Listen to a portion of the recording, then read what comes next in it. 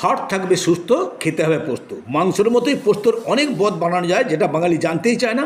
সেই আলু পেঁয়াজ আর গুটি কতকের মধ্যেই পড়ে আছে। পোস্ততে এমন একটি উপাদান আছে যা হার্টকে সুস্থ রাখতে সাহায্য করে। আজকে জেনে নেবো কী কী বানাতে পারবো পোস্ত দিয়ে। চলো জেনে নিই। ভাপা, ভর্তা, বড়া, ভাজা, টক ছাড়াও বেগুন পোস্ত, পটল পোস্ত, কপি পোস্ত, ঝিঙে পোস্ত, ভেন্ডি পোস্ত, পেঁয়াজ পোস্ত, চিচিঙে পোস্ত, শিম পোস্ত, ডাঁটা পোস্ত, টমেটো পোস্ত, আলু পোস্ত এবং শাক পোস্ত ছাড়াও বড়ি পোস্ত, মাশরুম পোস্ত, পনির পোস্ত, বাটা পোস্ত, রুই পোস্ত, চিংড়ি পোস্ত, ইলিশ পোস্ত, চিকেন, মাটন ও ডিম পোস্তর মতো অনেক কিছু বানিয়ে খাওয়া যায়। তবে সবজি, মাছ, মাংস, ডিম, পনির, মাশরুম ইত্যাদির সাথে বানিয়ে খেলে পোস্তর বাজেটটাও যেমন কম থাকে, রান্নাটাও স্বাদ বাড়ে। এটা আমরা জানি, কিন্তু মানি না। যারা সুস্থ থাকতে চাও তারা অবশ্যই চ্যানেলটা সাবস্ক্রাইব করে আমাদের সঙ্গে থেকো এবং প্রতিটা পদে থেকো, প্রতিটা পর্বে থেকো। তোমাদের সুস্থতা কামনা করে এখানেই শেষ করছি। সকলে মিলে ভালো থাকো।